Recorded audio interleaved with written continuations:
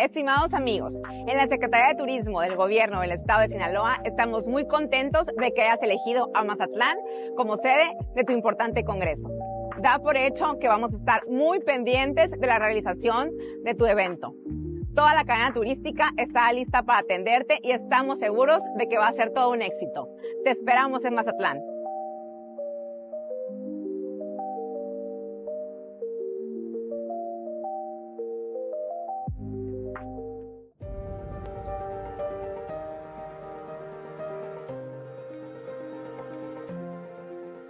Hola, buenas noches. Muchas gracias por acompañarnos un miércoles más en nuestras sesiones del Colegio de Medicina Interna de México.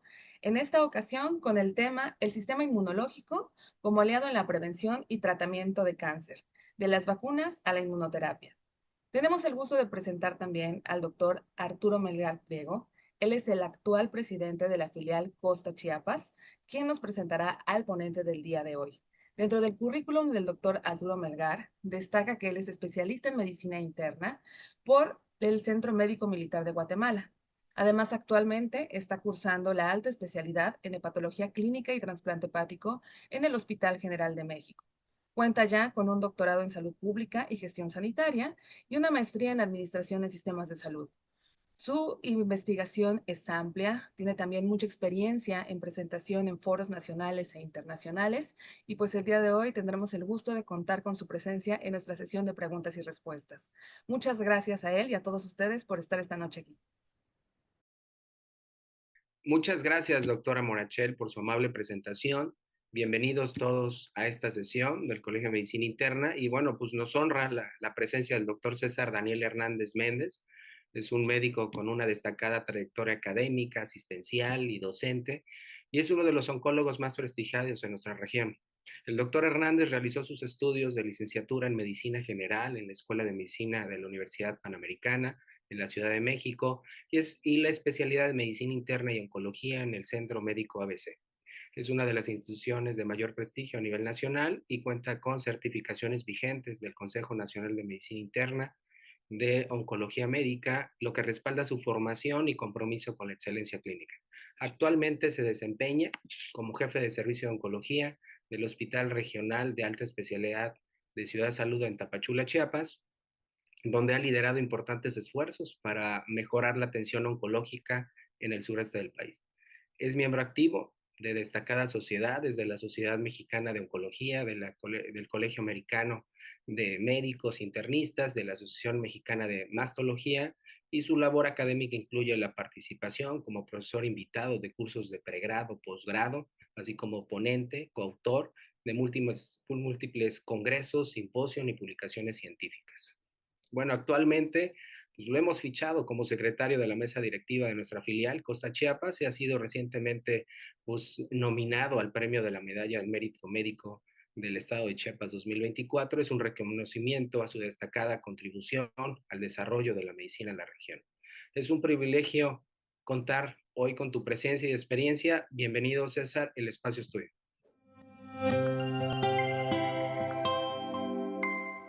Hola, buenas tardes. Mi nombre es Laura Amor Flores Gutiérrez. Soy la gerente administrativa del Asilo de Ancianos La Inmaculada. Nuestro asilo es un hogar para los adultos mayores sin familia y sin recursos económicos. Data de 1920 y durante décadas ha otorgado hogar, cuidados médicos, información espiritual a adultos mayores que no tienen personas que puedan hacerse cargo de ellos. Actualmente en el asilo viven 30 adultos mayores, que son 18 hombres y 12 mujeres, a los cuales les estamos dando un servicio integral y a los cuales estamos cuidando como si fuera un hogar. Este lugar ha sido por siempre un refugio para los abuelos de Mazatlán. Muchas gracias.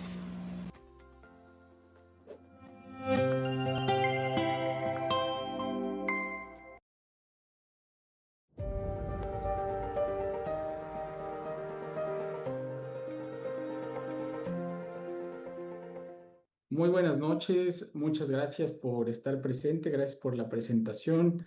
a la mesa directiva, al doctor Julio por la invitación, a mi buen amigo el doctor Arturo Melgar.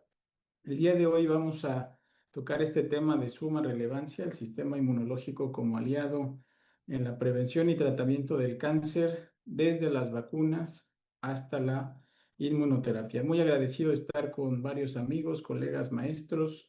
En el transcurso de estos minutos nosotros vamos a tratar de integrar algunas ideas sobre cómo el sistema inmunológico es un poderoso sistema y herramienta para tratar pacientes desde la parte básica, desde la atención primaria, desde que llegan a nuestros consultorios, hasta pacientes que están con enfermedad oncológica avanzada.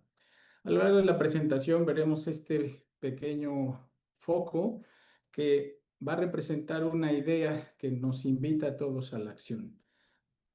También les aprovecho para recordar que pueden mandar sus comentarios, sus preguntas a lo largo de la plática. Las vamos a contestar al final, pero será muy enriquecedor para todos empezar a escuchar algunas experiencias a lo largo de la plática en los comentarios de la sesión. Y queremos platicar de este tema cáncer y sistema inmunológico por 3 razones. Las 3 razones que a mi parecer y a parecer de muchos colegas son importantes es que la lucha contra el cáncer es de todos.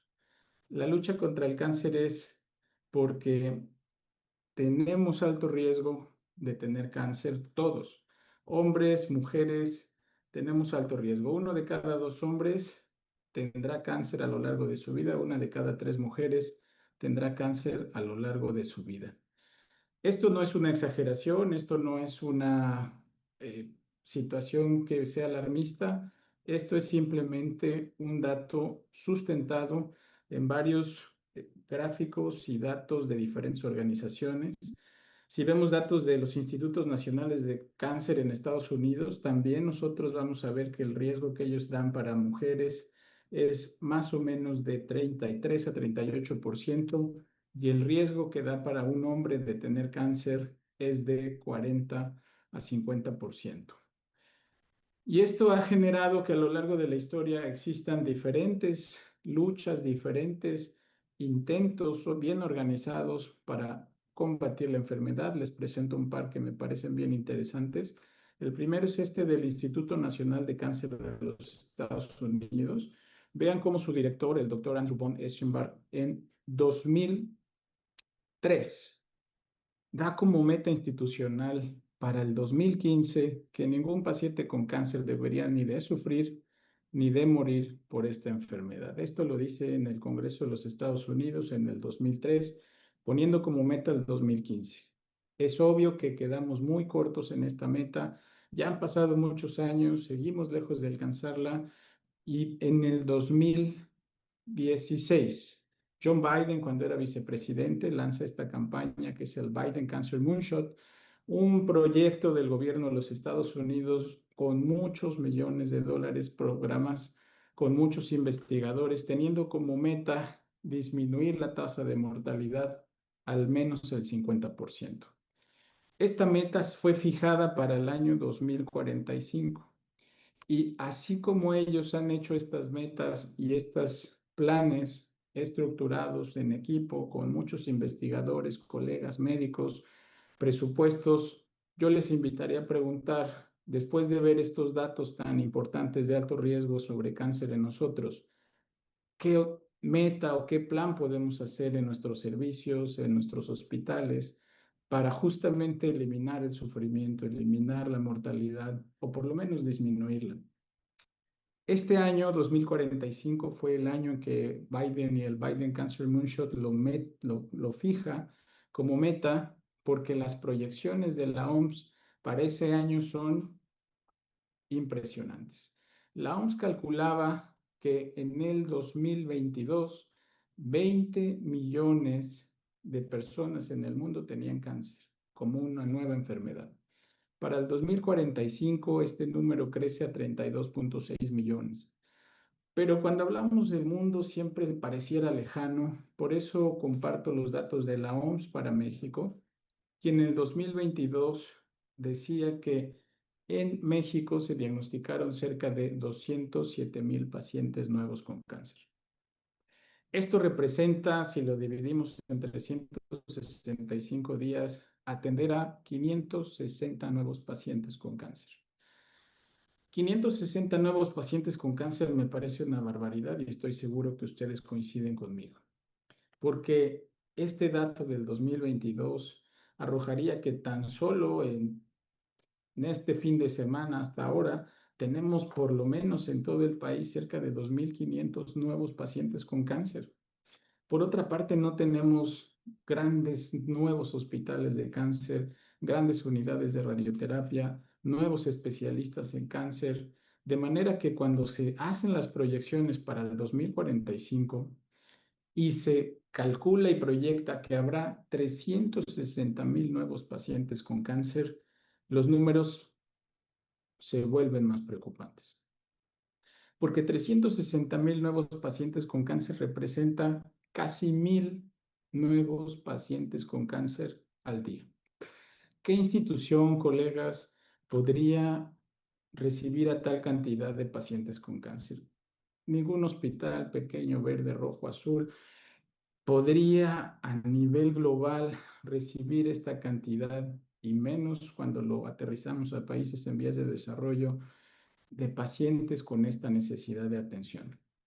Por eso, los invitamos a reflexionar sobre qué podríamos hacer cada quien en nuestros servicios para mejorar, prevenir y diagnosticar en etapas más tempranas, donde es más barato, los pacientes con cáncer. La segunda razón, ya entrando en el tema de cáncer y sistema inmunológico, es que nadie va a estar ajena a este par de temas, cáncer y sistema inmunológico. Si nosotros hacemos una búsqueda al día de hoy en PubMed sobre cáncer y sistema inmunológico, vamos a ver cómo desde 1945 hasta ahora 2025 ha habido un incremento muy grande de publicaciones sobre este tema, sistema inmunológico y cáncer. Tan solo en 2025 ha habido 11,330 trabajos sobre sistema inmunológico y cáncer. 11,000 en el año 2025, y eso que estamos en junio. Si nosotros investigamos en este momento las 3 revistas de mayor impacto para todos los médicos, las más importantes, de más impacto, vamos a ver que por lo menos un artículo presentado en portada habla sobre sistema inmunológico y cáncer. Este me parece muy interesante, es de Nature. Habla de cómo los neutrófilos sirven en algunas ocasiones, de acuerdo a algunos subtipos, para atacar el cáncer.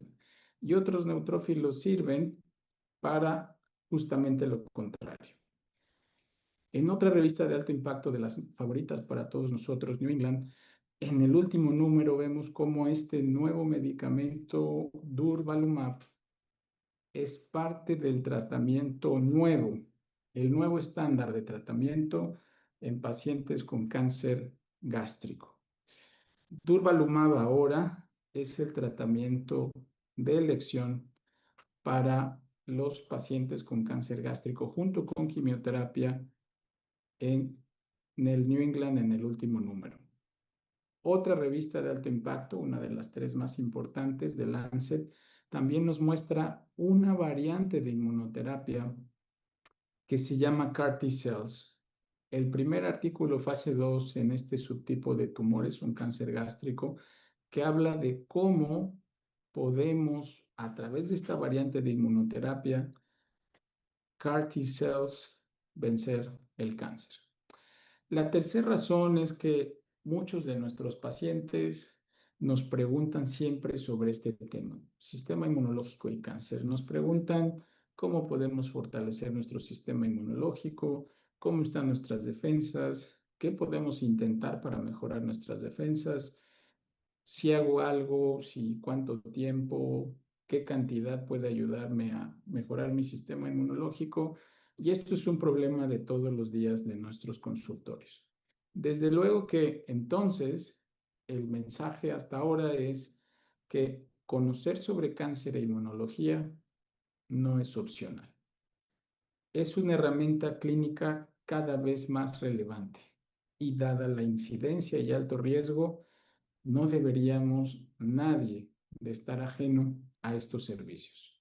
Invito a todos mis amigos que están en los programas de educación de pregrado, posgrado, a colocar y participar a los médicos en formación, en contacto y en programas donde puedan aprender y estar más en contacto en atención y aprender sobre tratamiento de cáncer.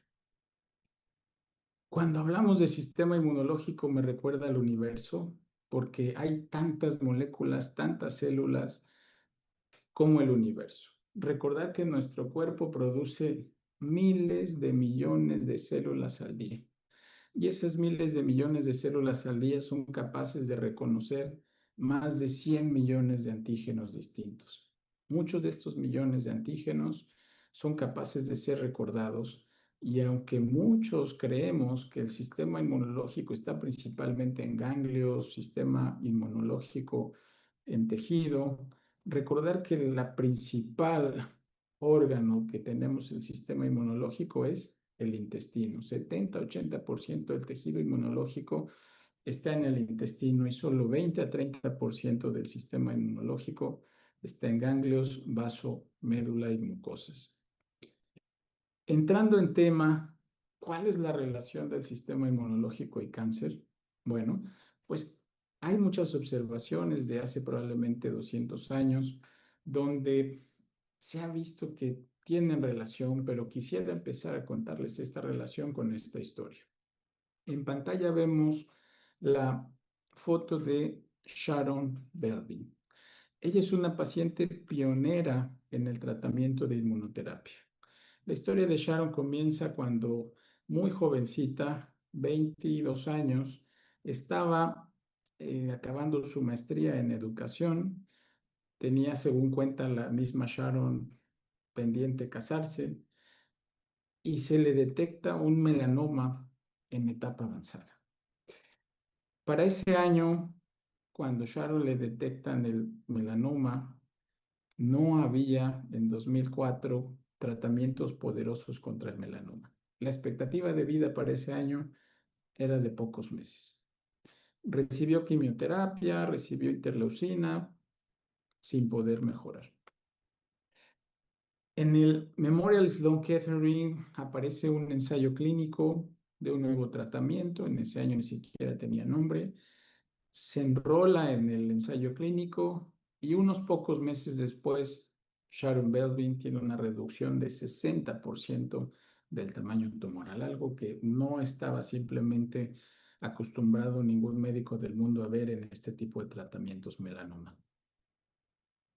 Conforme pasan los meses de tratamiento y más impresionante, conforme pasan los años de tratamiento, Sharon se considera un milagro, una persona que vence una situación que para su año 2004 era imposible, no morir a sus 24 años de una enfermedad grave. Sharon hizo una familia y ustedes todavía pueden conocer de ella a través de redes sociales. Es muy activa en la lucha contra el cáncer y 2004, ahora 2025, los últimos registros y actividad en redes dice que sigue libre de enfermedad. Y entonces aquí, queridos colegas, hay otro mensaje que quiero llamarles a la acción. Cuando pareciera que vemos un paciente con enfermedad oncológica muy avanzada, tal vez exista un nuevo tratamiento. Todos hemos visto pacientes en nuestras consultas, en nuestros hospitales, que pareciera que están muy avanzados y que ya no hay opción. El mensaje es, si tiene un buen estado funcional, si aún está fuerte, si aún es independiente de acuerdo a diferentes escalas como Karnofsky, Koch, vale la pena buscar un nuevo medicamento. Al día de hoy no tenemos ningún registro histórico como ahora de que existan tantos millones de dólares y tantos estudios de investigación científica en esta enfermedad. Y no es algo que sea ajeno a nuestro país. Cada vez existen mayores cantidades de estudios clínicos que permiten a mexicanos y latinoamericanos enrolarse a nuevos tratamientos y con ello poder tener más historias como Sharon Belvin. El mensaje es, si ven que hay un paciente, aunque tenga mucha enfermedad avanzada, interconsulten o busquen a su oncólogo de confianza. Pueden buscar en clinicaltrials.gov, meter los datos de la patología que tengan y estoy seguro que ustedes verán una lista de ensayos clínicos fase 1, fase 2 y fase 3 de varios cientos o miles de artículos donde podría estar no solo el tratamiento, sino la cura de ese paciente que ustedes están viendo en ese momento. Pero esto no es nuevo, aunque esta historia actual de Sharon y de la curación a través de inmunoterapia pareciera que es algo del 2000. Lo cierto es que desde 1908, en el New York Times, y aquí les muestro la portada de esa fecha, 29 de julio de 1908, ya se decía que podríamos curar el cáncer a través de una infección, unas toxinas de erisipela. Este proceso científico, este estudio hecho por el doctor William Coley, quien posteriormente se volvió el padre de la inmunoterapia, resultó en algo muy interesante. Él en su época no sabía lo que estaba haciendo y descubriendo, pero descubría las bases de los tratamientos de inmunoterapia. Inoculó toxina de erisipela en algunos pacientes con sarcoma y lo que se vio, así como pueden ver en las fotos, es que algunos pacientes tenían regresión tumoral. Vean en la foto de arriba a la izquierda cómo el tumor, el sarcoma se ve hacia el cuello, oreja, arco cigomático, hacia la mandíbula y en la foto más inferior el tumor tiene cierta regresión. 430 casos y varios de ellos publicados por el padre de la inmunoterapia, el doctor Coley, a través de toxinas de erisipela pudieron tener regresión. No fue un caso aislado a lo largo de los últimos 100 años donde hay mayor número de artículos científicos más estructurados. Hubo en diferentes journals, escojo aquí algunos ejemplos que me gustaría compartir sobre la inmunoterapia, las infecciones y el cáncer. Este artículo de 1918 mostraba y concluía que pacientes que se habían operado y se infectaban, algunos tenían regresiones tumorales. Este de 1951, muy interesante, del American Journal of Medicine, decía que en 300 niños con leucemia habían visto 26 pacientes ya no tenían leucemia y de esos 26, 21 habían tenido una infección. Este de Lancet de 1971 decía que pacientes que habían tenido sarampión habían tenido su linfoma una regresión. Y probablemente más reciente, estoy seguro que muchos de ustedes conocen este case report sobre este paciente con linfoma de Hodgkin que muy enfermo de SARS-CoV-2 y de linfoma, deciden sus médicos mandarlo a un hospice, a casa, no más tratamiento.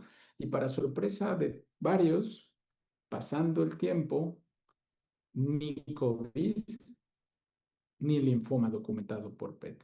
En la imagen vemos del lado izquierdo cómo tenía varias zonas de actividad metabólica y después de la infección de SARS-CoV-2, el paciente ya no tenía actividad tumoral. Y esto, queridos amigos, nos lleva a otra idea, otra conclusión. Las células tumorales son destruidas por el sistema inmunológico. Esto es espectacular. Y sabemos ya mucho sobre este proceso y quisiera aquí de manera muy esquemática comentárselos.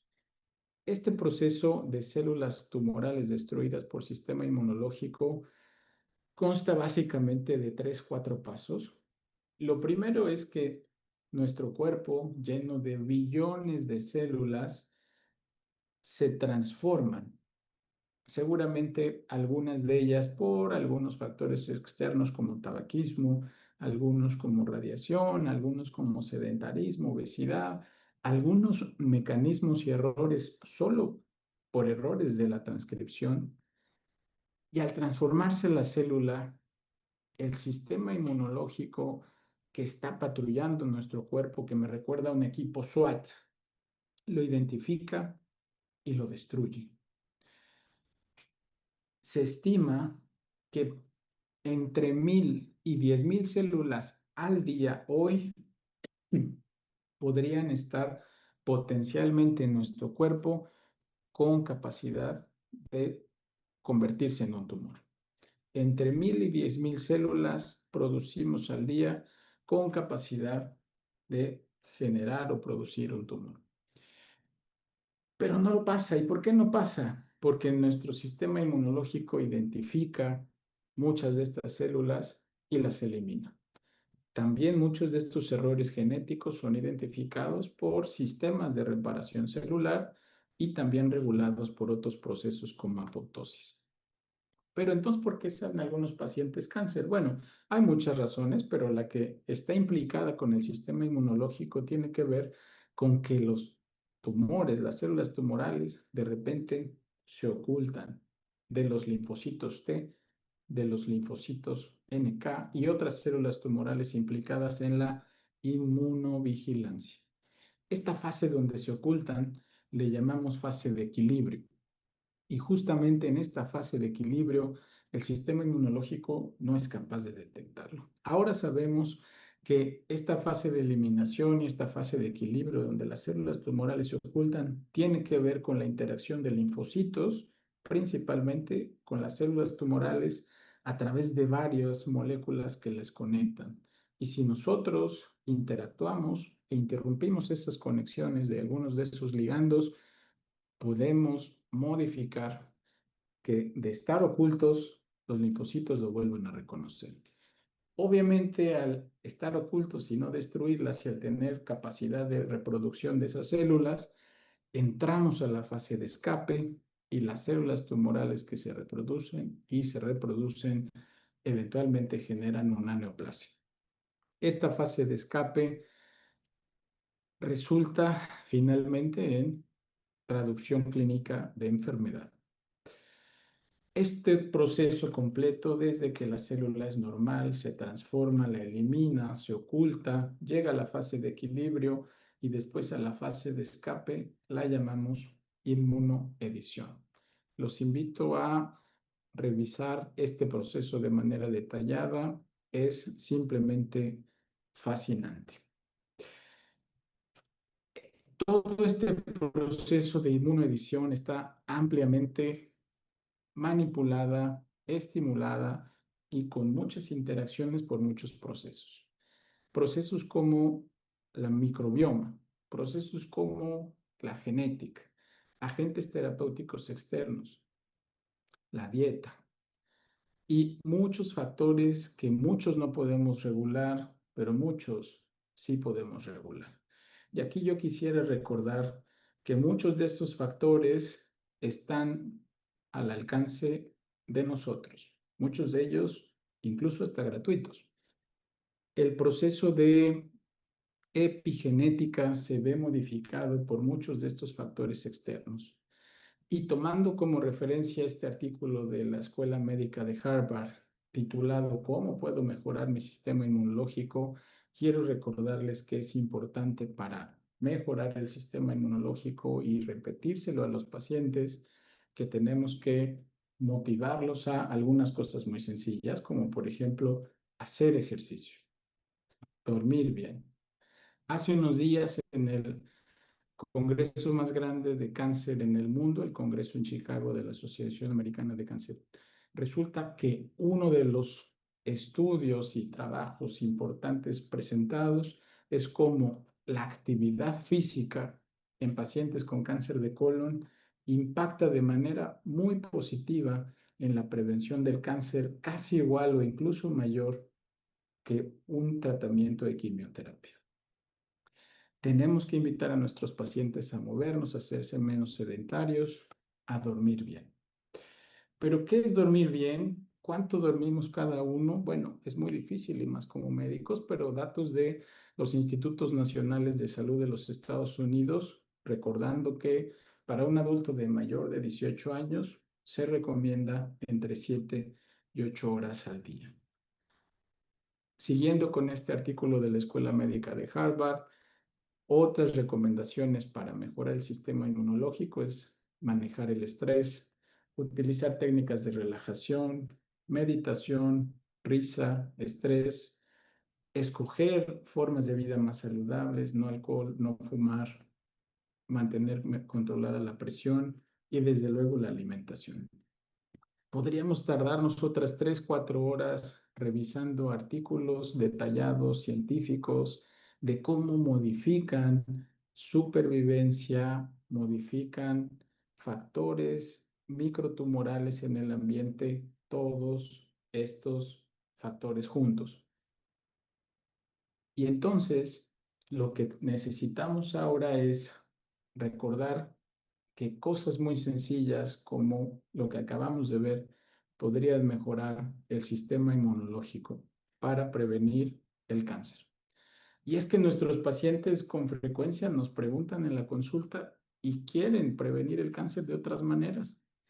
Aunque lo pudieran hacer con cosas más sencillas como elecciones de vida saludable, dormir bien, ejercicio, quieren hacer otras cosas. Desde luego que todo esto que de repente pueden llegar a intentar para tratar el cáncer, como la amigdalina B17, el veneno de alacrán azul, el famoso factor de transferencia, desde luego que no tenemos evidencia científica que la sustente.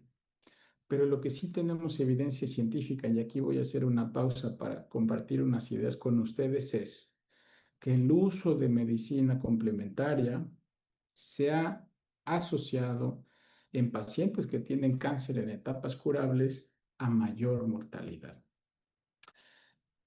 Este estudio de JAMA Oncology analizó de manera retrospectiva a 1.900.000 pacientes. Todos estos pacientes con cáncer en etapas potencialmente curables. Y hizo un análisis de grupos, todos retrospectivos, de pacientes que recibían su tratamiento de cáncer convencional y pacientes que recibían su tratamiento de cáncer convencional y medicina complementaria. Para mí, uno de los datos más importantes arrojados en estos hallazgos es que se duplicaba el riesgo de morir por cáncer en los pacientes que decidían también la medicina complementaria. Probablemente aquí el análisis pudiera ser que esta duplicación del riesgo tiene que ver con que ese grupo de pacientes, o al menos algunos de estos pacientes, eran más renuentes a recibir sus tratamientos oncológicos convencionales y no propiamente por un efecto directo de la medicina complementaria. Pero realmente no estoy seguro. Pero esa es una de los hallazgos y análisis que pudieran explicar por qué el duplicar ese riesgo de mortalidad. Pero sin duda, para todos los que de repente son flexibles en esto de, bueno, no importa que no pase nada, que no lo consuma el paciente o que si lo consuma es lo mismo, los invitamos a reflexionar. Tal vez no sea lo mismo y tal vez sí debamos de ser más estrictos en no permitir que los pacientes tomen medicina complementaria. Mi opinión personal es discutir abiertamente a medida de lo posible riesgos, beneficios y desde luego no es lo mismo algunos que otros tipos de tratamientos. Algunos me parecen muy inocuos y otros pudieran ser realmente altamente nocivos. En un país como México y en toda Latinoamérica, donde por cultura hay demasiadas sustancias y plantas, hierbas, herbolaria que usan los pacientes, siempre vale la pena esta aplicación. Para quien no la conozca, es buenísima, es una herramienta del Memorial Sloan Kettering, la bajan en su celular, es gratis, hay un equipo grande de científicos y expertos en el área de investigación que llenan esta base de datos. La aplicación se llama About Herbs Y entonces tú pones ahí lo que el paciente te pide, lo que tú tienes duda, te habla de interacciones, te habla de potenciales beneficios, riesgos y alcances de muchas sustancias. Desde luego, el enfoque que tiene esta aplicación es en pacientes oncológicos. Por otra parte, existe mucha evidencia científica de que existen varios medicamentos que nos permiten manipular el sistema inmunológico para bien de nuestros pacientes. Esta que está aquí es la lista de enfermedades prevenibles por vacunación de la OMS. Vean cómo dentro de todas las enfermedades prevenibles por vacunación tenemos cáncer en el hígado tipo hepatocarcinoma y típicamente cáncer de cervix. Ahora a esa lista también habrá que agregar otros cánceres asociados a la infección de virus de papiloma humano. Nosotros vacunando contra el virus de papiloma y contra hepatitis B podemos prevenir muchas neoplasias. ¿Cuáles? Contra virus de papiloma, si nos vacunamos y vacunamos a nuestros conocidos y pacientes, podemos prevenir varios cánceres ginecológicos y cáncer orofaringe, además de otras lesiones que son premalignas. ¿Quién se debe de vacunar de virus de papiloma? Bueno, de manera general y como consenso, entre 9 y 26 años, 11, 12 años la mejor edad, aunque podríamos empezar a los 9 años. Y entonces, colegas, ¿a quién vacunar contra virus de papiloma humano? De rutina, a hombres, mujeres, hombres y mujeres, no solo mujeres, hombres y mujeres de 11 y 12 años, aunque desde los 9 años podríamos hacerlo. Arriba de los 27 años hasta los 45 años, la recomendación es que sea una decisión en conjunto con su profesional de salud. Se calcula que si en Estados Unidos todas las mujeres de 12 años se vacunaron contra virus de papiloma humano, se podrían prevenir aproximadamente 3.300 casos de cáncer de cervix. No solo está en desarrollo vacunas que prevengan este tipo de lesiones, sino vacunas también que ya una vez que tenga la lesión pudiera generar algún tipo de regresión, como este ensayo clínico REVEAL, cuyo decía en sus conclusiones que pudiera estar implicado en regresión de lesiones más avanzadas. La otra enfermedad prevenible por vacunación es el hepatocarcinoma a través de la vacunación del virus de hepatitis B. Muchos pacientes con virus de hepatitis B desarrollan hepatocarcinoma, algunos, muchos, a través del desarrollo de cirrosis. La vacunación de virus de hepatitis B es universal y aunque empieza desde el nacimiento para nosotros que vemos adultos, es importante recordar que todos los adultos de 19 a 59 años deben de estar vacunados. Arriba de 60 años, sobre todo si tienen factores de riesgo para virus de hepatitis B. Y esto es prevención, pero cuando nosotros hablamos ya enfocados en tratamiento, me recuerda el sistema inmunológico atacando a los microorganismos, al sistema inmunológico atacando los tumores. Vean cómo aquí todas estas células atacan a el minto, y así me imagino que a nivel sanguíneo y corporal debe de suceder en el cuerpo cuando los linfocitos y otras células inmunológicas atacan el tumor. Si nosotros agarramos los linfocitos y fuera del cuerpo los estimulamos, los reprogramamos, les enseñamos antígenos muy particulares del tumor y después los inyectamos, pudiéramos generar linfocitos y un ejército que ataca a los tumores. Esta estrategia de tratamiento se llama CAR T-cell y cada vez, afortunadamente, es más conocida en el mundo. Espero pronto en México tengamos unidades bien estructuradas que puedan iniciar este tratamiento, principalmente utilizado en tumores hematopoyéticos. Este es un artículo clásico de 1996 y si ustedes recuerdan la historia de Sharon Belvin con un melanoma muy avanzado que regresó y que prácticamente desapareció, este es el principio básico. En este estudio clásico de Science, agarraban ratones, ponían tumor y entonces a ese tumor en ratones se les inyectaba al menos dos sustancias.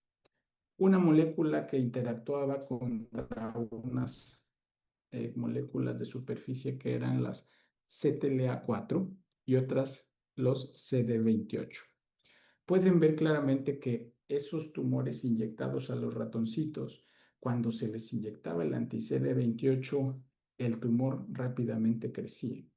No había pasado ni un mes de tratamiento cuando aplicaban e inyectaban el anti-CD28 que el tumor había duplicado y duplicado y duplicado su tamaño. Pero cuando se inyectaban en estos ratoncitos una molécula que bloqueaba el CTLA4, el tumor cuando empezaba a crecer de repente disminuía y desaparecía. A los 30 días de que el ratoncito había sido inyectado con tumor y anti-CTLA4, el tumor desaparecía. Y esto es porque esta interacción entre linfocitos y células está mediada por moléculas y esos ligandos permiten que el linfocito reconozca la célula tumoral. Cuando nosotros bloqueamos esos ligandos con un medicamento, por ejemplo, este ligando PDL1 lo bloqueamos con pembrolizumab, con nivolumab, este ligando PDL1 lo bloqueamos con avelumab, durvalumab, atezolizumab, el linfocito potencialmente pudiera de nuevo reconocerlo. Esto fue tan impactante cuando se publica en su momento, 2010 fue en el New England cuando se publican los resultados de melanoma inmunoterapia, que en todas las revistas aparece como potencial cura contra el cáncer.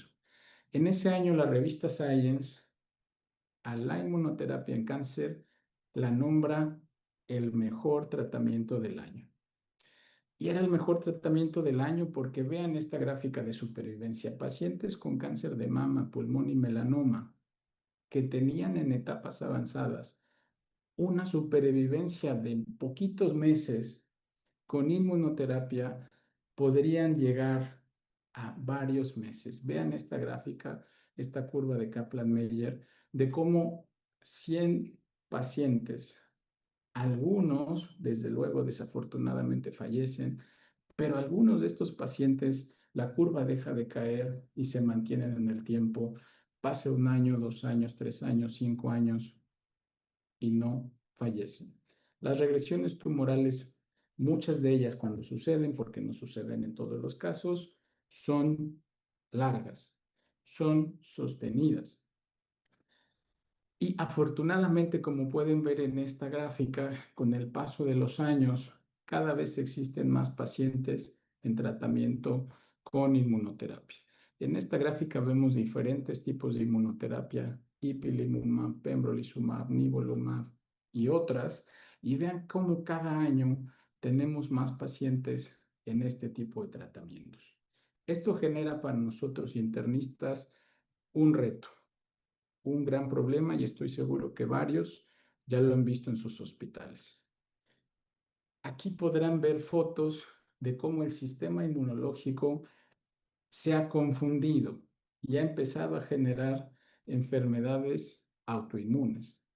Es posible que el sistema inmunológico deje de reconocer lo propio de lo ajeno y lo propio lo perciba como ajeno. Y entonces tengamos enfermedades como todas estas que estamos viendo, que ustedes conocen muy bien, Graves, tenemos aquí algunas vasculitis, lupus, artritis, y desde luego que puede pasar con los tratamientos de inmunoterapia.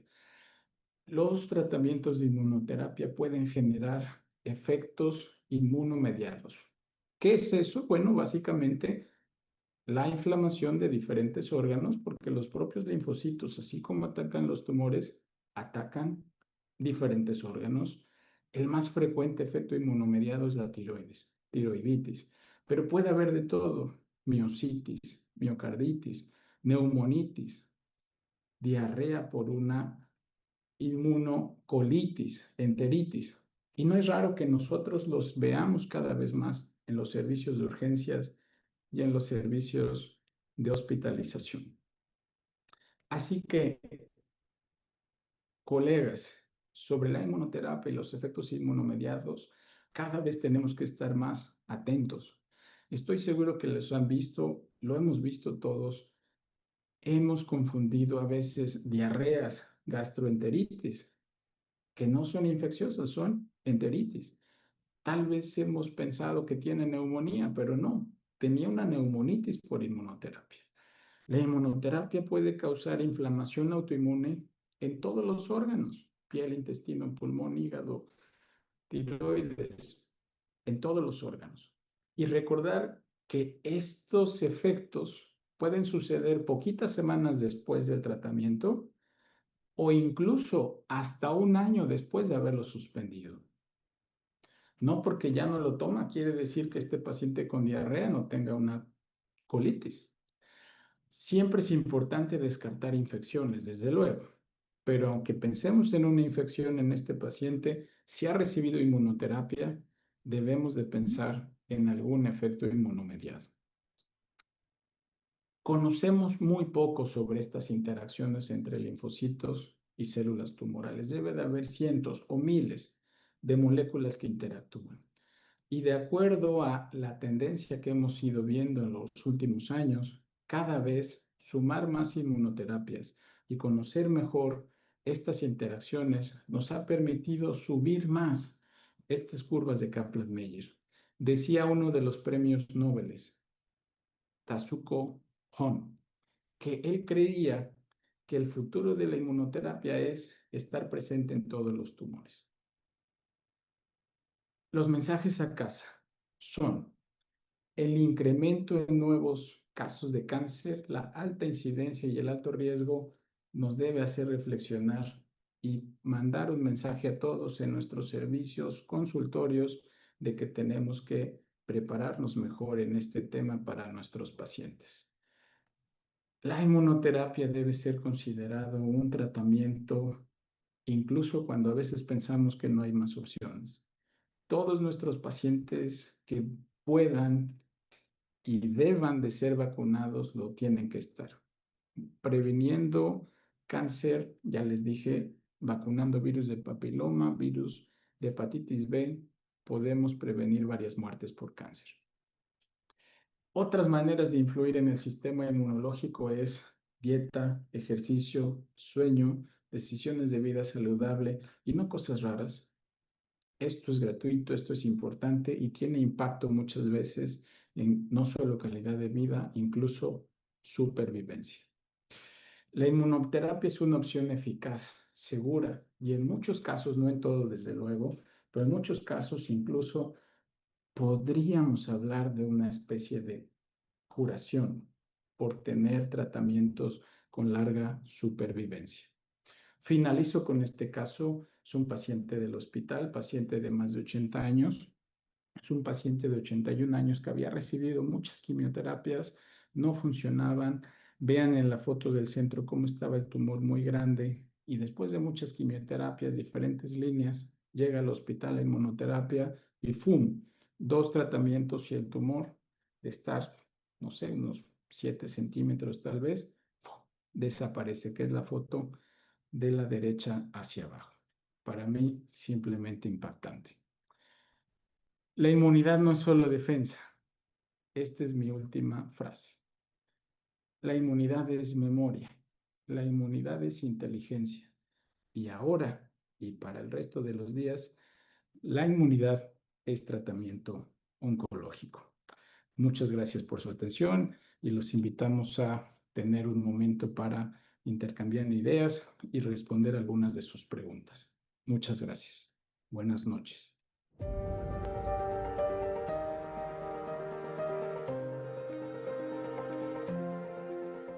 Hola, buenas noches. Muchísimas gracias a todos por acompañarnos. Sin duda una excelente sesión. Un tema muy interesante, un tema muy aplicable, algo que a los internistas sin duda nos sirve. Y pues, ¿qué le digo, doctor? Bienvenido. Muchísimas gracias por acompañarnos, también al doctor Arturo Melgar. Vamos a iniciar nuestra sesión de preguntas y respuestas. Los invitamos para que a través de la plataforma, para que a través de Facebook nos envíen sus preguntas, sus comentarios. Es el momento para intercambiar. Tenemos aquí al experto en el tema y pues sin duda va a ser algo muy enriquecedor.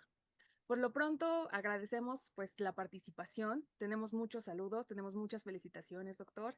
Saludos prácticamente de toda la República. Por supuesto, aquí sus compañeros de Chiapas apoyándolo. Tenemos varios Eso. saludos, pero tenemos gente de Puebla, del Estado de México, por supuesto, Ciudad de México, Querétaro, Guatemala. Ha sido una sesión bastante interesante con más de 700 asistentes conectados. Y pues bueno, en lo que nos mandan sus preguntas, doctor Arturo, muchas gracias por acompañarnos. ¿Cómo estás? Hola, ¿qué tal? Buenas noches, doctora Monachel. Y pues César, ¿qué te digo? Excelente plática, no era para menos. Y realmente ahorita esperamos a que todos nuestros amigos nos hagan alguna una pregunta, pero pues quisiera hacerte una pregunta, César. Claro, buenas De noches. lo que nos comentaste, como internistas, ¿qué nos tenemos que llevar al consultorio? Eso, muy bien. Bueno, primero, muy buenas noches a todos. Muchas gracias por la plática. Y quiero retomar tu pregunta, me parece probablemente una de las más importantes. ¿Qué debo de saber yo? ¿Cuál es mi rol como especialista en adultos sobre la inmunoterapia y el cáncer? ¿Cuál es el rol del internista en esta interacción? Yo diría, opinión personal, tres cosas muy particulares. El primer rol del internista en un paciente con cáncer e inmunoterapia es, primero, intentar prevenir lo más que se pueda utilizando el sistema inmunológico. Claro, lo puedes prevenir desde muchos escenarios, pero concretamente en lo que hemos platicado, utilizando el sistema inmunológico, lo dijimos en la plática, hacer énfasis en algunas cosas que pudieran mejorar la epigenética, como sueño, dieta, actividad física. Podríamos empezar a todos nuestros pacientes generar vacunación en edades correctas, adecuadas. Ya vimos que la prevención con vacunas de virus de papiloma, virus de hepatitis B, puede disminuir las muertes por cáncer. En este mismo primer punto del rol del internista en las enfermedades oncológicas y sistema inmunológico que te decía que es la prevención de las enfermedades y detección temprana, pues obviamente tiene que ver también con la referencia oportuna de pacientes que pudieran no tener a vista inicial otros tratamientos o enfermedades muy avanzadas o muy graves, una interconsulta, una oncología o buscar en esta herramienta que yo les daba en la plática, clinicaltrials.gov, www.clinicaltrials.gov, para algún tipo de tratamiento nuevo que pudiera ayudarle a ese paciente. Entonces, el rol del internista en este contexto, yo diría, número uno, prevención y fomentar crecer el sistema inmunológico a través de estas herramientas para prevenir y combatir el cáncer. El segundo papel del internista es el control de las comorbilidades. Muchos de nuestros pacientes que desarrollan cáncer definitivamente son pacientes que tienen muchas comorbilidades. De hecho, muchas de las comorbilidades son las que finalmente detonan el cáncer en nuestros pacientes. Cirrosis, obesidad, diabetes se asocia a más de 12 neoplasias, hipertensión se asocia a cáncer renal, la misma edad. El cáncer es una enfermedad apropiada del envejecimiento. Entonces, es imposible que un paciente cumpla los dos grandes objetivos oncológicos, vivir más y vivir mejor. No se pueden conseguir esos dos objetivos oncológicos principales sin la ayuda de un buen internista, un buen especialista que esté en contacto. De manera que el segundo papel que yo diría de un médico internista en el rol de un paciente con tratamiento inmunológico y cáncer es control de las comorbilidades, obesidad, hipertensión, tabaquismo, segundo rol.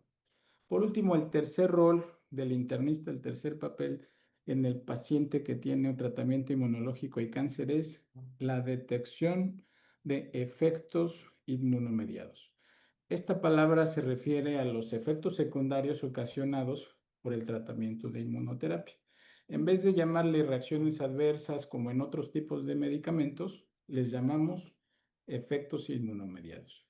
Y aquí el internista es clave porque probablemente él o el urgenciólogo o el médico familiar o el médico de primer contacto el primero que lo identifique.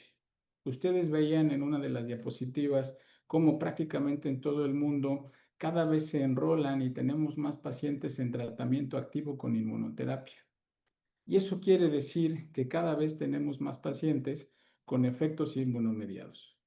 Como les decía en la plática, los tratamientos de inmunoterapia pueden generar inflamación inmunomediada de prácticamente cualquier órgano. Y algunos son bastante inocuos o no son muy problemáticos. Por ejemplo, una paciente con hipotiroidismo por inmunoterapia. TSH arriba de 100 realmente no va a dar un cuadro clínico muy grande. Pero ¿qué pasa cuando tenemos un paciente con neumonitis? ¿Qué pasa cuando tenemos un paciente con colitis, enterocolitis? Va a llegar un paciente con cáncer, edad avanzada, comorbilidades, por diarrea a urgencias, por desaturación a urgencias. Y ahí va a ser clave que nosotros estemos ya con la alerta preestablecida y dentro del diagnóstico diferencial podamos identificar que una de las cosas a considerar es un efecto inmunomediado. ¿Y por qué motivo? Porque ha pasado, y yo creo que en todos sus hospitales eventualmente, si no lo han visto, lo van a ver, es un paciente con diarrea con desaturación que creemos que tiene una neumonía, una gastroenteritis, está con antibióticos y no mejora. Y si un efecto inmunomediado grave no es tratado como debe de ser, el paciente y el efecto inmunomediado puede crecer hasta llegar a la muerte. El tratamiento de los efectos inmunomediados lo debemos de conocer prácticamente todos. Si son leves, no se hace más que vigilancia, lo que le llamamos efectos grado 1. Si son leves a moderados, un efecto inmunomediado grado 2, usamos esteroides a dosis bajas, típicamente, por ejemplo, prednisona 0.5 miligramos por kilo, 1 miligramo por kilo. Efectos graves, grado 3 y grado 4, usamos esteroides dosis altas más algunos otros inmunomediadores. Y en cuanto nosotros pensemos y sospechemos que es un efecto secundario grave, ahí es donde hay que empezar la inmunoterapia. Este para mí es uno de los mensajes más importantes de la plática. ¿Cuál es el papel de nosotros como internistas ante un paciente con cáncer e inmunoterapia? Desde luego que el otro mensaje grande para mí y mensaje a casa es que cada vez tenemos más cáncer en nuestros servicios. Presentaba y abría con los datos de la Sociedad Española de Oncología que coinciden con los datos de los institutos nacionales de salud y de prácticamente todos los institutos del mundo. 1 de cada 2 hombres, 1 de cada 3 mujeres tienen riesgo de presentar cáncer. Que tengan riesgo de tener cáncer no significa de que vamos a morir por cáncer. Aunque si hablamos solo de mortalidad por cáncer, 1 de cada 4 personas en países de primer mundo mueren por cáncer.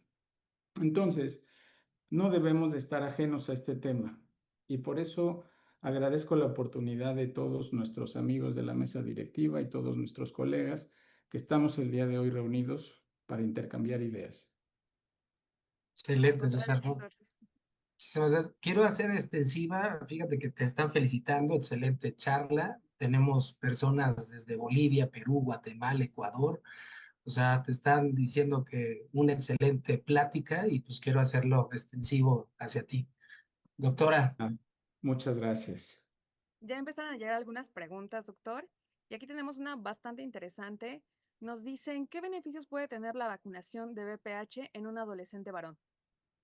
Claro, es una muy buena pregunta y es algo que nos llegan a preguntar con frecuencia en todas las consultas.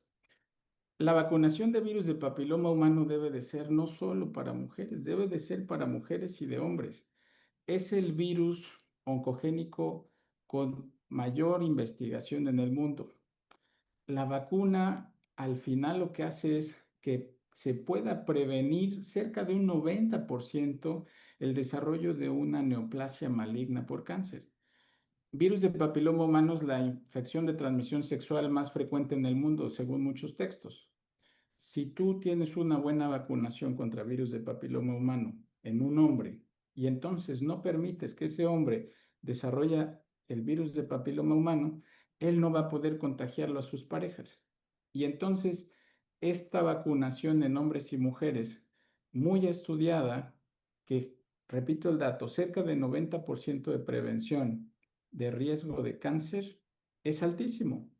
Por ahí, con calma, les vamos a dejar una tarea para investigar cómo en Australia, a través de esta estrategia de vacunación de hombres y mujeres, se ha puesto la meta de erradicar el cáncer de cérvix para el año 2035, 2045. Ahorita lo reviso y pongo puntual el dato. Imagínense ustedes en nuestros países de Latinoamérica, ¿cómo podríamos tener ese tipo de metas? Hay ciudades donde cáncer de cérvix avanzado están en un museo, no la conocen.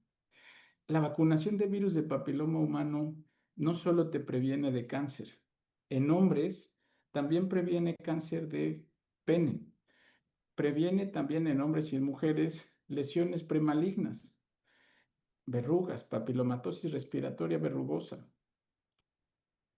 La vacunación no solo previene cáncer, también previene lesiones premalignas y esa es la razón y motivo por la cual hombres y mujeres tenemos que vacunar. ¿Cuándo? 11, 12 años en general es el contexto y lo que más vamos a ver en la literatura, aunque se puede empezar a los 9 años. Doctor, yo soy una persona joven, no me he vacunado. Vacúnate. Cada vez hay más estudios que sugieren que incluso en personas adultas, la vacunación de virus de papiloma humana te puede prevenir o disminuir el riesgo de otros tipos de cáncer como cáncer orofaringio. El cáncer orofaringio no es de mujeres, es de mujeres y hombres. Entonces, razones para vacunarse, muchísimas. Prevenir lesiones premalignas, disminuir el riesgo de cáncer, no solo cáncer de cérvix, que es el más asociado a los virus de papiloma, sino también en hombres, cáncer anal, cáncer de pene. Correcto, Perfecto. doctor, muchas gracias. De hecho, justo en relación a este último comentario, tenemos una pregunta que va muy de la mano, en donde nos dicen si en mayores de 45 años se recomendaría la vacunación. Debo entender que por lo que nos comenta, la respuesta sería un sí. En general, cuando leemos toda la literatura, es algo consensado que 9 años, 11, 12 años, 26 años, todos decimos que sí. Recordar que hay una situación con las vacunas. Generarlas no es tan fácil y más a nivel masivo. Es una vacuna muy segura, pero ponerla como estrategia de salud pública en adultos, donde a lo mejor ya han sido expuestos a diferentes parejas sexuales y diferentes tipos de virus de papiloma, el beneficio va a ser muy pequeño. Y por eso cuando leen prácticamente todos los documentos y guías respecto a vacunación en gente adulta, todos dicen la frase de platique de riesgos-beneficios. Riesgos, beneficios, ¿cuáles son? Bueno, pues realmente probablemente si has tenido ya más parejas y más contacto de virus de papiloma, pues no sea tanto beneficio. Ahora, alguien de 45, 48 años que ha tenido pocas parejas o no ha tenido parejas, pues va a ser muy importante y tendrá que hacerse. Entonces, mayores de 45 años se podría considerar, pues sí, cuando hay nuevas parejas, cuando hay múltiples parejas, pero sí es algo que cada vez más vamos a ver que se va a sugerir. Aunque ahorita los documentos dicen 45 para abajo y arriba de 45 prácticamente no hacerlo, pero estoy seguro que esto va a cambiar. Casos muy especiales como personas inmunocomprometidas, me parece que debe de hacerse. Y no solo esta vacuna, hay otras vacunas que no son inmunomediadas, pero esta parte, hablando de la primera pregunta del doctor Melgar, como papel de nosotros especialistas en adultos, es mandar a inmunizar, vacunarlos, no solo virus de papiloma, recordar las vacunas de los adultos, tétanos, difteria, Shingrix, herpes, varicela, zóster. Tenemos que vacunar a nuestros pacientes. Muchas Perfecto. gracias, doctor. Arturo, ¿tienes más preguntas? Y mira, tenemos una pregunta del doctor Edgar Pantaleón de Guatemala y nos comenta sobre qué nos puedes platicar sobre la inmunosenescencia y el rol de desarrollar neoplasias. Claro. Entonces, agradezco mucho la pregunta del doctor. Como muy bien lo menciona, el sistema inmunológico tiene cambios a lo largo de toda nuestra vida. Y conforme pasan los años, la inmunosenescencia en adultos mayores es diferente y genera cambios, por ejemplo, que clínicamente son relevantes para nosotros. Nosotros tenemos neumonía y tendremos fiebre, tenemos una infección de vías urinarias, fiebre, disuria, pero un adulto mayor por estos cambios asociados a la vida adulta, pues no lo vamos a ver. Hablando de la efectividad de los tratamientos de inmunoterapia, quiero decir que por lo menos existen ensayos que han analizado subgrupos. Tenemos artículos fase 3 que han analizado la efectividad de la inmunoterapia en adultos de más de 70 años y en jóvenes. Y al día de hoy no tenemos evidencia de que tenga menor efectividad en adultos mayores, ni tampoco tenemos evidencia de que tenga mayor número de efectos secundarios o menor número de efectos secundarios. A lo largo de la plática nosotros hablábamos de un proceso de inmunoedición y de inmunovigilancia. Los adultos mayores tienen disminuido varios de esos procesos de inmunovigilancia y seguramente es una de las múltiples razones por lo cual el cáncer es una enfermedad de adultos mayores. Los adultos mayores tienen cambios en el microambiente tumoral que los propicia el cáncer. Y entonces, para concluir la pregunta, yo diría dos mensajes importantes. En efecto, estos cambios de inmunovigilancia están disminuidos en el adulto mayor y son parte de la fisiopatología del por qué generan más tumores.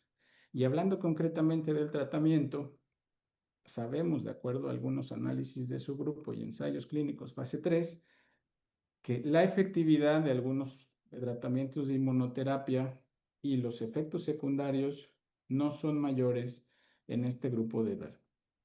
Y esto, por cierto, conectando la pregunta, es importante para nosotros como clínicos. ¿Por qué motivo? Porque los efectos secundarios de muchos tratamientos de inmunoterapia, sobre todo los que son graves, son muy pequeños. A diferencia de una quimioterapia convencional que tiene como efectos secundarios graves entre un 3 a 25%, es un número muy alto, un tratamiento de inmunoterapia como estrategia única de tratamiento tiene un porcentaje de probabilidad de efectos secundarios graves entre el 1 y 3%. Y entonces, clínicamente, ¿qué quiere decir? Si yo tengo un adulto mayor con un tumor que sea muy susceptible a inmunoterapia, en malas condiciones, frágil, yo en esa condición, y creo que ningún oncólogo se atrevería a darle un tratamiento de quimioterapia convencional, pero por otra parte, al tener los tratamientos de inmunoterapia, tasas de efectos secundarios graves tan bajos, 1 a 3%, muchos lo llegamos a intentar. Y entonces, lo que quiere decir que a veces con este tipo de tratamientos tenemos mucho que ganar y poco que perder. Entonces, no sé si con esto esté contestando la pregunta del doctor, que pues es una pregunta muy amplia, pero yo espero que se haya podido contestar. Claro que sí, César, gracias. Doctora, Aquí tenemos otra pregunta, doctor. El comentario, bueno, primero una felicitación y también Gracias. comentar si podría mencionar en específico algunos fármacos biológicos que se utilicen como inmunoterapia. Por supuesto. Es una muy buena pregunta. Muchas gracias por la pregunta.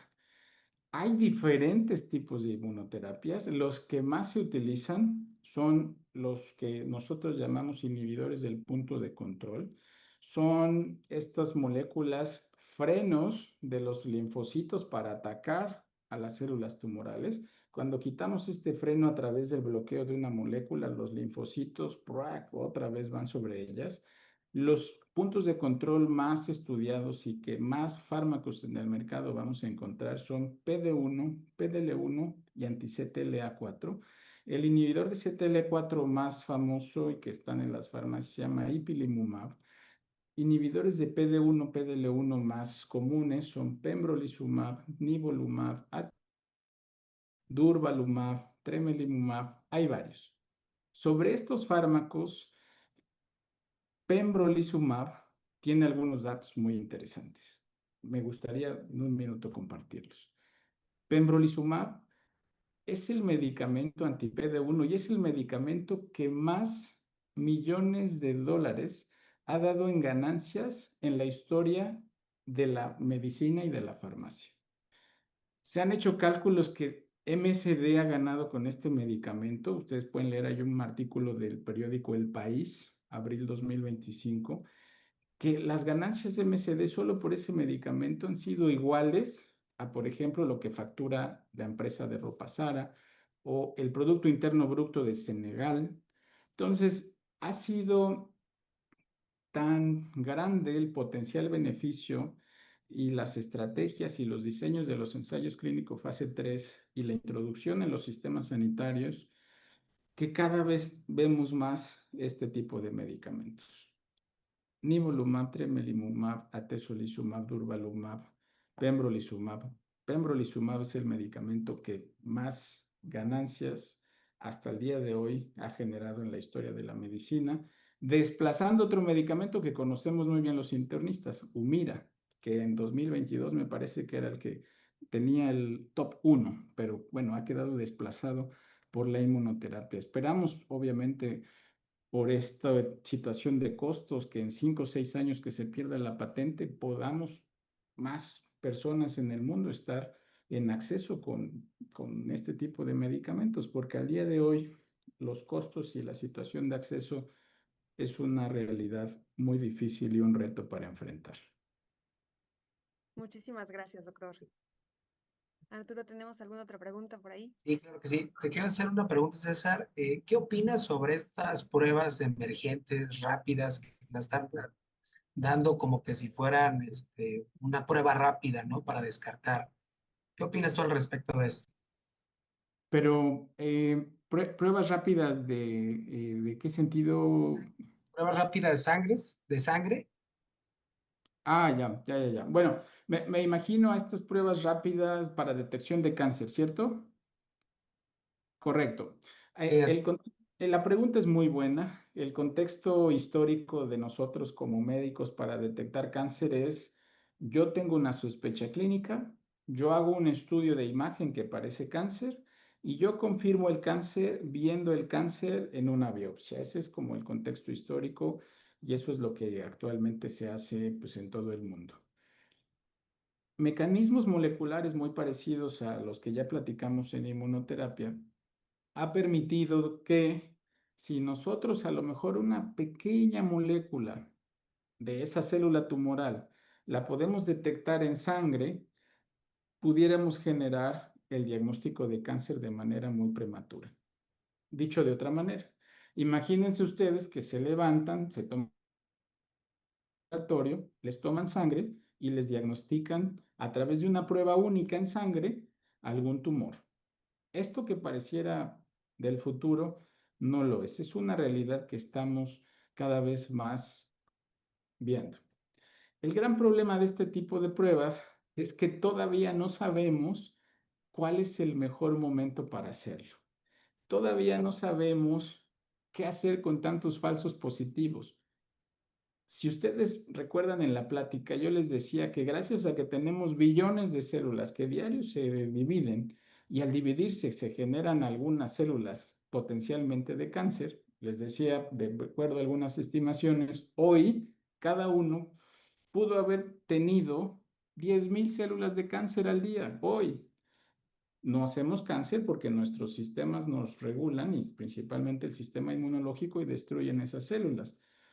Pero ese es el gran problema de estas pruebas. Detectas una parte de la célula tumoral que pareciera muy específica. Producimos 10,000 células que pueden convertirse en cáncer al día.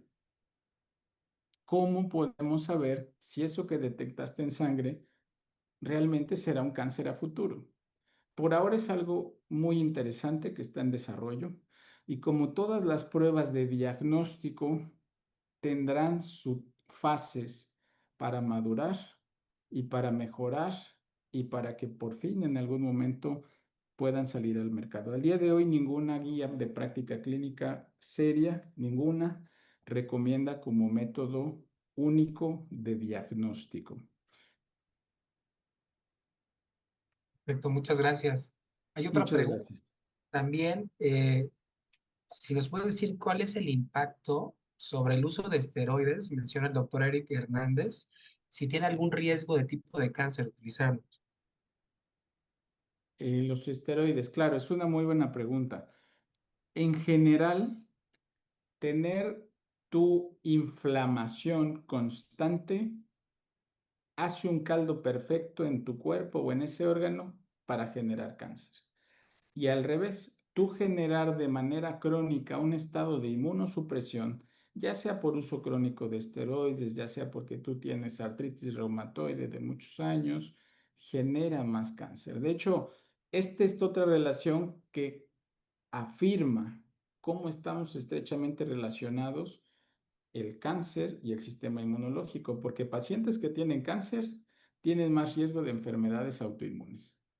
Y pacientes que tienen enfermedades autoinmunes o autoinmunidad generan más riesgo de cáncer. Los esteroides reducen la capacidad del cuerpo para detectar y destruir células cancerosas. Es una muy buena observación del doctor. Los esteroides disminuyen la capacidad del cuerpo para destruir y reconocer células tumorales. Y entonces esa debe ser una de las causas por las cuales seguramente, así como otras enfermedades autoinmunes, ustedes recuerden cómo un paciente, por ejemplo, con CUSI puede desarrollar cáncer de colon, ¿no? Es un factor de riesgo. Entonces, autoinmunidad, ya sea inducida o propia de una enfermedad, siempre generará mayor riesgo de cáncer. Y por otra parte, utilizando la misma pregunta, cuando tú inicies un tratamiento de inmunoterapia, tratamos de no dar esteroides si no son estrictamente necesarios, porque limitamos también la respuesta del medicamento inmunoterapia contra el cáncer. Entonces, en general, tratamos de no utilizar una vez que ya está el tratamiento de inmunoterapia. Y desde luego, el uso crónico de esteroides no debería de tratar de limitarse porque genera este riesgo por los mecanismos que ya comentamos. Gracias, Muy doctor. bien, doctor. Tenemos aquí otra pregunta de nuestros colegiados. Nos dicen, ¿qué opina de la inmunidad entrenada si podría prevenir el desarrollo de cáncer a largo plazo? Inmunidad entrenada, ¿a qué se refiere el doctor? No sé exactamente exactamente a qué se refiere. No sé si nos puede dar un poquito más de contexto de la pregunta. Ok, lo dejamos aquí para que el doctor ahorita nos conteste en el chat. Y mientras tanto, vamos con otra pregunta. Hay varias todavía pendientes. Aquí nos preguntan, ¿la vacuna BCG tiene utilidad en algunos cánceres? Bueno, la vacuna BCG es uno de los ejemplos de inmunoterapia. Muy buena pregunta, porque aunque se utiliza como parte de la prevención en muchos países de tuberculosis, se ha usado como ejemplo también de inmunoterapia. ¿En qué cáncer se utiliza? En el cáncer de vejiga. En el cáncer de vejiga, cuando está en una etapa muy localizada, se inyecta la mucosa de la vejiga con cáncer. La mucosa de la vejiga inyectada con BCG genera una infiltración de linfocitos tumorales y esos linfocitos en la vejiga empiezan a generar un ambiente microtumoral que limita el cáncer de vejiga. Es una estrategia que se utiliza de manera habitual, lo hacen de manera habitual los urólogos.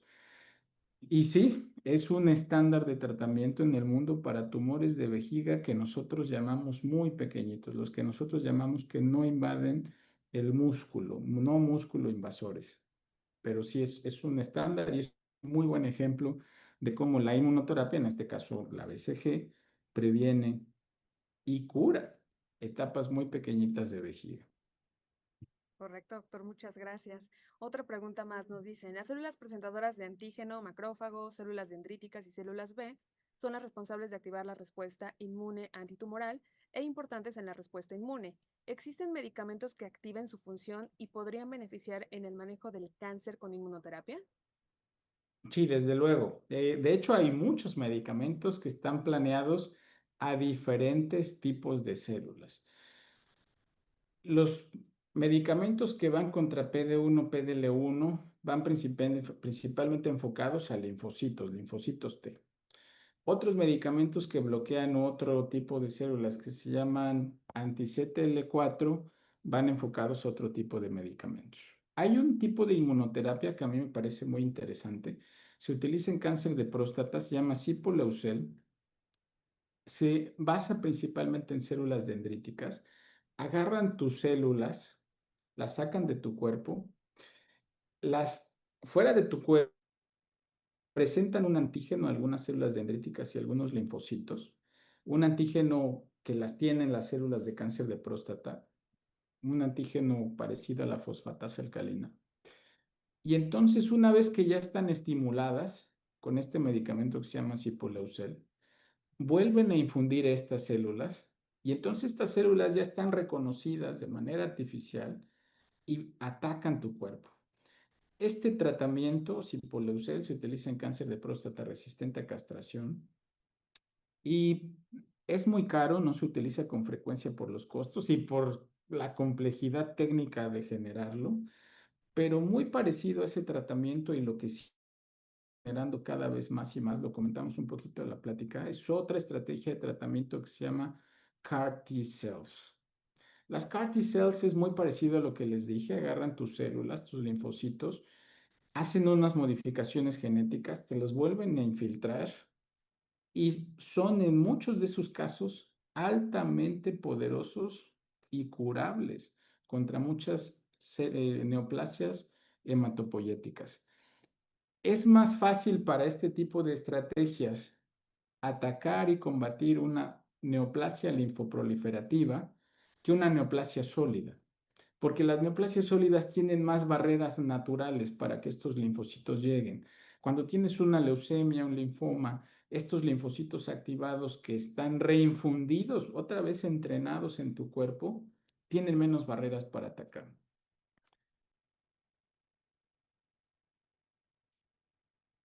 Gracias, doctor. Muchísimas gracias.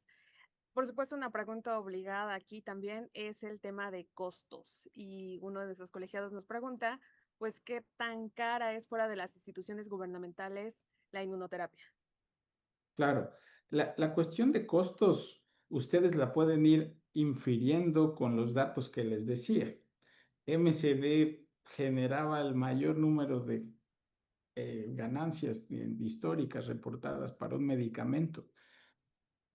Si ustedes lo quisieran conseguir en una farmacia en México, debe de estar saliendo pues un tratamiento de una sesión de este tipo de inmunoterapia, las más clásicas, las más frecuentes, un frasco en cerca de 100,000 pesos, ¿no? Cerca de 100,000 pesos mexicanos. Son $5,000 más o menos, ¿no? Entonces, una sesión se repite en cada 3 semanas. Si la respuesta es muy buena, recordar que no todos los pacientes responden, más o menos un 20-30% promedio, 20-30% de los pacientes van a responder, pero son respuestas largas. Les enseñaba un caso que han pasado ya 20 años y la paciente no tiene tumor. Entonces, una de las pláticas que gira alrededor de la inmunoterapia es cómo hacer más accesible los tratamientos, porque pagar por un tratamiento $4,000, $10,000, ¿quién puede? No hay gobierno que lo alcance. Y aparte, si los pacientes van mejorando, no todos, promedios 20-30%, casos muy seleccionados pueden ser más 40-50%, pero si van respondiendo muy bien, pues entonces tienes que continuar y continuar. Y esa es otra controversia que también la estamos tratando en el mundo de responder. ¿Cuándo parar el tratamiento? Porque si yo estoy con este tratamiento, obviamente, pues yo no lo quiero dejar. Tuve cáncer, etapa 4, avanzado, grave, yo no lo quiero dejar. Pero un tratamiento de $4,000 por un año, por 2 años. En general, si la respuesta es muy buena, los tratamientos pues, es aceptable que se suspendan a 1 o 2 años. Respuestas completas, es decir, desaparece el tumor, muchos de los médicos después de un año pudieran pararlo. Y esto generar costos menores. Hay varios trabajos donde se han mostrado que dosis más pequeñas del medicamento, vamos a poner un ejemplo, nivolumab, hay una dosis fija, 240 miligramos cada 2 semanas, pero si yo lo doy a 1 miligramo kilo, en vez de dar 240 miligramos, doy 1 miligramo kilo, yo peso 90, doy 90 miligramos, no 240, 90 miligramos, pudiera ser igual de efectivo que dar la dosis completa. Esto desde luego es algo off-label, es algo que no se está en ninguna guía de práctica clínica, pero hay muchos trabajos. Justo por la pregunta que hace nuestro colega, los costos son muy altos, ¿cómo podemos hacerlo más cercano a la gente? Bueno, trabajos en Asia, en India, serios, en revistas indexadas, sugieren que pudieran dosis más pequeñas, como las dosis de los ensayos clínicos donde se descubrieron, porque en el inicio, cuando los ensayos clínicos estaban viendo la dosis, se probaban diferentes dosis, 1 miligramo kilo, 3 miligramos kilo, y entonces funcionaban a 1 miligramo kilo algunos de ellos, que son dosis más pequeñas. Y basados en esos estudios, sustentados en eso y sustentados en el gran costo, en muchos lados y en estudios de la vida real, se ha visto que tratamientos a menos dosis, obviamente a menos costos, pudieran generar buenos resultados, pero desde luego esto es una preocupación a nivel mundial. Los más caros ahorita de inmunoterapia, porque yo les dije $4,000, $5,000, lo más frecuente, ¿no? Que son los inhibidores de PDL1, PD1, pero lo más caro que hay ahorita es este tratamiento que se llama CAR T-cells. Los CAR T-cells deben de andar por ahí de los 8 millones de pesos mexicanos, eh, algo así como $400,000 una sesión, ¿no? En México debe de haber, no sé si un centro, eso sí, no estoy seguro, pero es algo muy reciente, pero es muy caro, es muy, muy caro este tipo de tratamientos, y de todas las inmunoterapias, las CAR T-cells son las terapias más caras. Y por eso también recordar que existen los ensayos clínicos donde a los pacientes los podemos enrolar de manera gratuita a nuevos tratamientos, a costos mejores y potencialmente mejores que los que ya tenemos. Clinicaltrials.gov, www.clinicaltrials.gov, poner el tipo de cáncer que tienes y ahí saldrán todos los ensayos clínicos fase 1, 2 y 3, donde hay muchos tratamientos, muchos de ellos relacionados a la inmunoterapia. Gracias, doctor. Interesante aporte. César, Gracias. tenemos Gracias por la pregunta. sí, otra pregunta sobre por qué algunos tipos de cáncer son más inmunogénicos y que otros, y esto cómo puede influir a su tratamiento inmunológico. Claro, es una muy buena pregunta y tiene que ver con el microambiente tumoral. Y esto, pues cuando empezó a salir los tratamientos de inmunoterapia, pues empezamos a ver que había tratamientos donde había neoplasias que funcionaban espectacular, por ejemplo, melanoma. Pero hay otros tipos de tumores donde incluso hasta dar el tratamiento en ensayos grandes, hasta disminuía la supervivencia global, por ejemplo, en sarcomas. Y entonces empezó a tratar de investigar, bueno, ¿por qué hay tumores que responden muy bien? ¿Qué tumores responden muy bien? Melanoma, cáncer de pulmón, cáncer renal, cáncer de vejiga. ¿Por qué esos tumores responden muy bien? Carcinoma hepatocelular. ¿Y por qué hay tumores que no responden? Por ejemplo, los sarcomas. Bueno, tiene que ver con el microambiente tumoral. Si el microambiente tumoral es caliente, de hecho así vienen todos los artículos, ¿no? Muchos linfocitos, muchas células, muchos mediadores inmunológicos, es más probable que esas neoplasias respondan. De hecho, hay algo que se puede medir en los tumores, ¿no? Si yo tengo un tumor, hago una biopsia, yo puedo mandar a estudiar ese tumor y medir algo que se llama carga mutacional tumoral. Se abrevian los artículos TMB. Mientras más alta sea la carga mutacional, es más probable que mi paciente responda a inmunoterapia.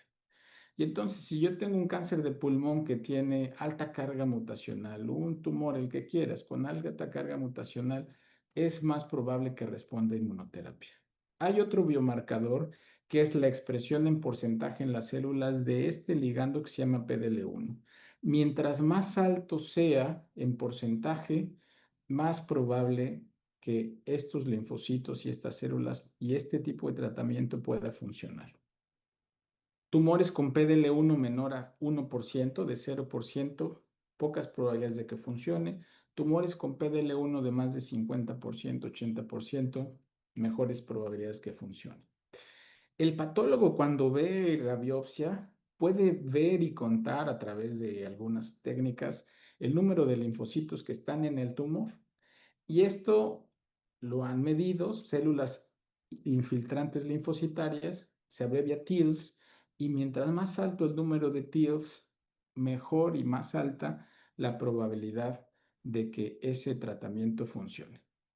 Como conclusión, el microambiente tumoral, mientras más inmunogénico sea, es más probable que funcione. Ahora, ¿cómo podríamos nosotros generar que ese microambiente sea más inmunogénico? Bueno, por ahí se han buscado algunas estrategias, por ejemplo, la radioterapia. Si yo doy radioterapia, pudiera ser que ese microambiente tumoral yo lo modifique y lo genere más inmunogénico. Hay otros tipos de fisiología y fisiopatología de los tumores que hacen más inmunogénicos al tumor. Por ejemplo, hay una condición que se llama estabilidad microsatelital. Yo puedo agarrar mi tumor, yo tengo a mi familiar, mi paciente con cáncer, medir la estabilidad microsatelital, se mide muy fácil, y si es alta, si ese tumor tiene estabilidad microsatelital alta, ese tumor tiene buenas posibilidades de responder a cáncer. Si no tiene estabilidad microsatelital, si tiene estabilidad satelital, no inestabilidad microsatelital alta, pocas posibilidades de que funcione. De hecho, mucho de lo que acabo de decir son requisitos regulatorios de FDA, COFEPRIS, EMA, para dar el tratamiento, porque al ser tan caro tú tienes que escoger muy bien qué paciente se va a beneficiar. Y si no lo tiene, definitivamente no vale la pena hacer ese gasto, no vale la pena someterlo a ese riesgo. Los biomarcadores los voy a repetir. Porcentaje de PDL1, alta carga mutacional, inestabilidad microsatelital y TILs o linfocitos infiltrantes tumorales. Son cosas que podemos medir de los tumores que nos pudieran ayudar a justo responder la pregunta del doctor. ¿Cómo hacer que respondan? ¿Por qué no responden? Muchas gracias, doctora.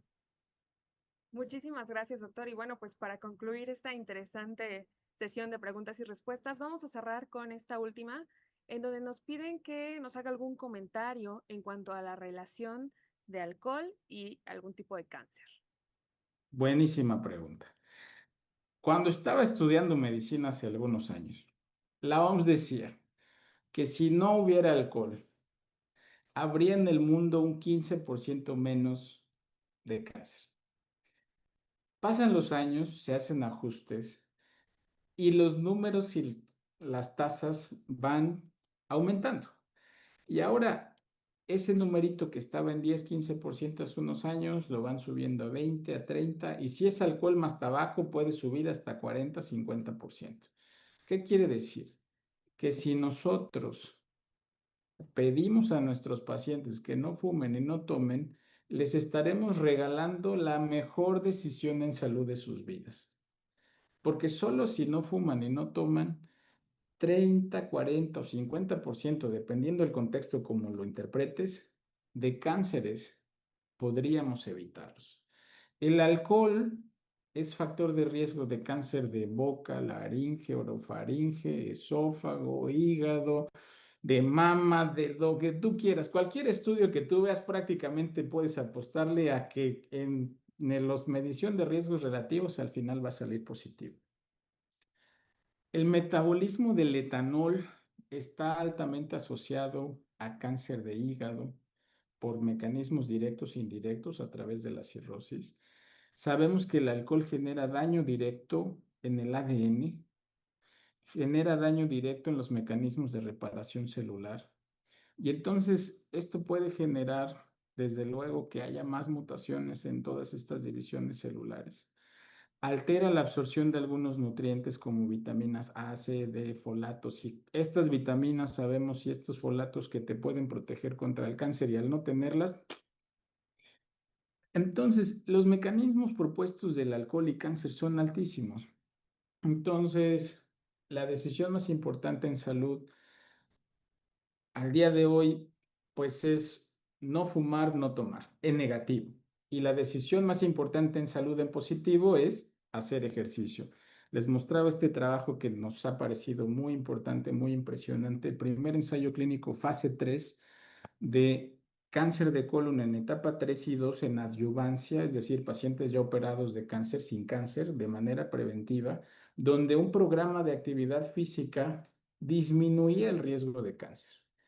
Básicamente eso es lo que hacemos con la quimioterapia, hacemos con los fármacos, disminuir el riesgo de cáncer a través de fármacos.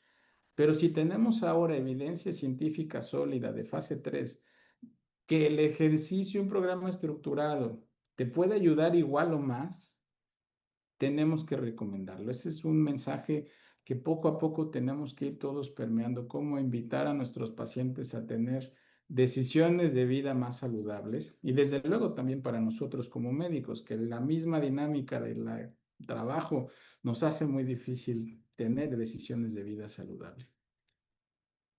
Totalmente de acuerdo, doctor. Creo que es un excelente mensaje para este cierre. Creo que nos quedamos con información muy importante, información actualizada. Les agradezco muchísimo, doctor Melgar, doctor Hernández, el haber participado esta noche con CEMIM.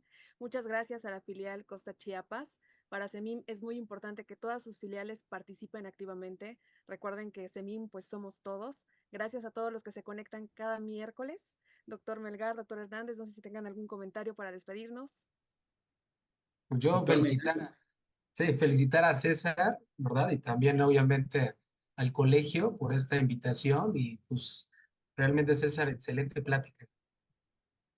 Bueno, muchas gracias a todos por estar presentes, y los invitamos a todas las actividades del CEMIM y a generar decisiones de vida que impacten en nuestros pacientes y a nosotros como trabajadores de salud. Muy buenas noches a todos. Totalmente de acuerdo. Excelente. Muchísimas gracias y cada vez falta Buenas. menos para Mazatlán. Recuerden que ya estamos a nada, a un par de semanas de vernos en Mazatlán. Están todos invitados. Ya pueden consultar en la página de CEMIM el programa.